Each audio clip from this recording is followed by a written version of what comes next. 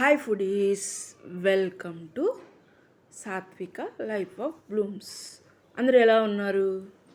ఈరోజు మనం ఒక స్పెషల్ ఇంట్రెస్టింగ్ ఐటెం నేర్చుకుందాం. అది అందరికీ ఎంతో ఇష్టమైంది. చూస్తుంటే అర్థమవుతుందా? పప్పు కదా. అది ఏం పప్పు చెప్పండి? అర్థం కాలేదు? నేను చెప్తా. నన్ను ఫాలో అవుతారు కదా? నన్ను ఫాలో అయితే మీకు నచ్చిన, మీరు మెచ్చిన అందమైన వంటల్ని తయారు చేసుకుందాం. నన్ను ఫాలో అవుతారు కదా? ఎస్, ఇది మామిడికాయ పప్పు. చూసారా మంచి కలర్లో ఎంత బాగుందో చూడడానికి కదా. ఇలా మంచి కలర్లో మామిడికాయ పప్పు రావాలంటే మంచి మంచి టిప్స్ నేర్చుకుందాం మనం. యాక్చువల్గా మామిడికాయ పప్పు కొంచెం కలర్ మారి వస్తుంది కదా, అలా కాకుండా మంచి కలర్లో ఇంత టేస్ట్గా, చూస్తుంటేనే ఎమ్మీగా తినాలనిపిస్తుంది కదా. ఎస్, మరి ఇంకెందుకు ప్రాసెస్ స్టార్ట్ చేసుకుందామా? మామూలుగా ఇలా చేస్తే ఒక ముద్ద తినాలనుకున్న వాళ్ళు 4 ముద్దలు ఎక్కువే తింటారు తెలుసా. అంత బాగుంటుంది, మంచి టేస్టీగా. మరి ప్రాసెస్ స్టార్ట్ చేసుకుందామా? మరి నన్ను ఫాలో అవుతారా? ఎస్, ఫస్ట్ కుక్కర్లో ఒక గిద్ద కందిపప్పు తీసుకొని దానికి 3 పచ్చిమిర్చి, 4 ఆనియన్స్, ఒక మ్యాంగో. ఎందుకంటే మ్యాంగో పుల్లగా ఉంటుంది కాబట్టి ఆనియన్స్ కొంచెం ఎక్కువ తీసుకోవాలి. దాన్ని శుభ్రంగా కడిగి తగినంత వాటర్ తీసుకోవాలి. చూడండి, పక్కన పెట్టి నానబెట్టుకోవాలి. ఈలోపు ఆనియన్స్ని తొక్క తీసి మామిడికాయ పైన అది కట్ చేసేసి అన్నీ కడిగి నీట్గా పెట్టుకోవాలి. దీనికి మామిడికాయ తొక్క తీయవసరం లేదు. మనం తొక్కతో వేసుకుంటే ఆ పులుపు ఇంకా మంచిగా ఉండి చాలా టేస్ట్ వస్తుంది. ఆ తొక్క తీయాల్సిన అవసరమే లేదు. ఆ తొక్కలో కూడా మంచి న్యూట్రియంట్స్ ఉంటాయి. చాలా బాగుంటుంది మనకి. చూసారా, ఇది ముక్కలు కూడా పెద్దగా కట్ చేసుకోవాలి. చిన్న ముక్కలుగా అవసరం లేదు. ఇది మామిడికాయ బాగా ముదిరింది, టెంకి కూడా ఉంది. చూడండి, వీడియోలో చూపించిన ఒక ఆనియన్ని 4 ముక్కలు, మామిడికాయ ముక్కల్ని అలా క్యూబ్స్ లాగా కట్ చేసి ఒక గిన్నెలోకి తీసుకోవాలి.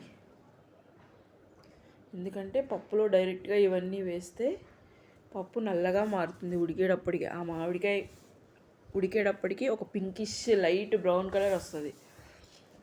అర్థమైందా? అందుకని మనం ఆ గిన్నెలోనే మనకి సరిపడినంత ఉప్పు, పసుపు, కారం యాడ్ చేసుకోవాలి. నేను తీసుకున్న క్వాంటిటీకి 3 టేబుల్ స్పూన్ల కారం, చిటికెడు పసుపు, 2 స్పూన్ల ఉప్పు యాడ్ చేస్తాను. తర్వాత కుక్కర్లో పెట్టి మూత పెట్టి స్టవ్ ఆన్ చేసుకోవాలి. 3-4 విజిల్స్ వచ్చే వరకు వెయిట్ చేయాలి. తర్వాత కొత్తిమీర తీసుకొని శుభ్రంగా కడిగి చిన్న ముక్కలుగా కట్ చేసి పక్కన పెట్టుకోవాలి. ఈలోపు మనకి పప్పు విజిల్స్ వస్తుంది. చూసారా ఎలా విజిల్స్ వస్తుందో? మనం 2-3 విజిల్స్ వచ్చే వరకు వెయిట్ చేయాలి. చూడండి, మళ్ళీ విజిల్ వస్తుంది. కొంతసేపు ఒక 10 నిమిషాలు రెస్ట్ ఇచ్చి తర్వాత చూడండి ఎలా ఉడుకుతుందో. ఇంకా అందులో మనం వేసిన ముక్కలు చూసారా ఎలా ఉడికిపోయినాయో. ఇప్పుడు ఇవి చూడండి, పప్పు కూడా ఎంత మెత్తగా ఉడికిందో చూసారా. ఇప్పుడు ఆ ముక్కల్ని మనం అందులో వేయాలి. యాక్చువల్గా మామిడికాయ డైరెక్ట్గా వేస్తే పప్పు అంత బాగా ఉడకదు, అంటే గింజలుగా ఉంటుంది. అందుకని మనం గిన్నెలో సపరేట్గా వేసాం అన్నమాట. చూడండి, క్రీమీగా ఎంత బాగుందో. చాలా మెత్తగా, అలా తింటుంటే ఇంకా తినాలనిపించే ఇదిగా ఉంటుందన్నమాట. మొత్తం ఎదిగిన తర్వాత కావాల్సిన చిన్నులపాయలు తీసుకొని ఇలా పప్పులో వేసేటప్పుడు తొక్క తీయకూడదు, చితక్కొట్టి తర్వాత పక్కన పెట్టుకోవాలి. ఇప్పుడు పోపుకి చిన్న ప్యాన్ పక్కన పెట్టి పొయ్యి ఆన్ చేసి దాని మీద పెట్టి దాంట్లో తగినంత నూనె యాడ్ చేసుకోవాలి. దీంట్లో తిరగమాత గింజలు వేసుకోవాలి. మనకి పోపు ఈజ్ మెయిన్ కదా దేనికైనా. శనగపప్పు, మినపప్పు, ఆవాలు, జీలకర్ర, 4 మెంతి గింజలు, ఎండుమిరపకాయలు లైట్గా బ్రౌన్ కలర్ వచ్చే వరకు ఫ్రై చేసిన తర్వాత పోపు అయితే ఎంత మంచి స్మెల్ వస్తుందో. మనం కచ్చాపచ్చాగా దంచిపెట్టిన చిన్నులపాయలని స్టవ్ ఆఫ్ చేసి యాడ్ చేయాలి. ఎందుకంటే ఎక్కువ వేస్తే మాడిపోతాయి. ఇప్పుడు మన కరివేపాకు పోపులో వేస్తే నూనె అంతా మొహం మీదే ఉంటుంది కాబట్టి నేను పప్పులో పైన వేసాను. చూడండి, కొత్తిమీర, కరివేపాకు. ఈ వేడి పోపు తీసుకెళ్ళి ఆ కరివేపాకు మీద వేస్తే కరివేపాకు చూడండి ఎలా ఉడుకుతుందో.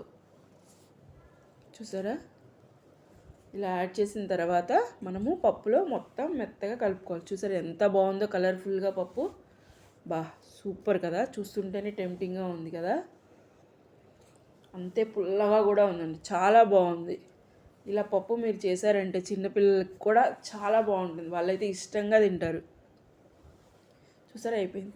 ఇప్పుడు మనము దీన్ని సర్వింగ్ బౌల్లో సర్వ్ చేసుకుంటాం. ఇలాంటి పప్పులు మనము తొందరగా ఆరిపోకుండా ఉండాలంటే హాట్ బాక్స్లో సర్వ్ చేసుకుంటే మనకి మినిమం 5-6 గంటలు వేడివేడిగా అలాగే అదే వేడితో మంచి టేస్ట్గా ఉంటుంది పప్పు.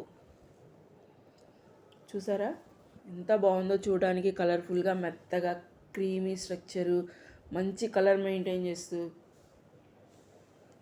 చూస్తుంటేనే నోరు ఊరిపోతుంది కదా. మీరు కూడా ట్రై చేస్తారు కదా, ఇదే ప్రాసెస్లో ఇలాగే చేయండి, మంచి టేస్ట్ వస్తుంది. మీరు కూడా ట్రై చేసి నాకు కామెంట్ చేయండి ఎలా వచ్చింది అనేది. చూడండి ఎంత బాగుందో క్రీమీ స్ట్రక్చరు. చూసారా? ఎక్కడ గింజ లేకుండా మంచిగా టేస్ట్గా చాలా బాగుంటుంది తెలుసా.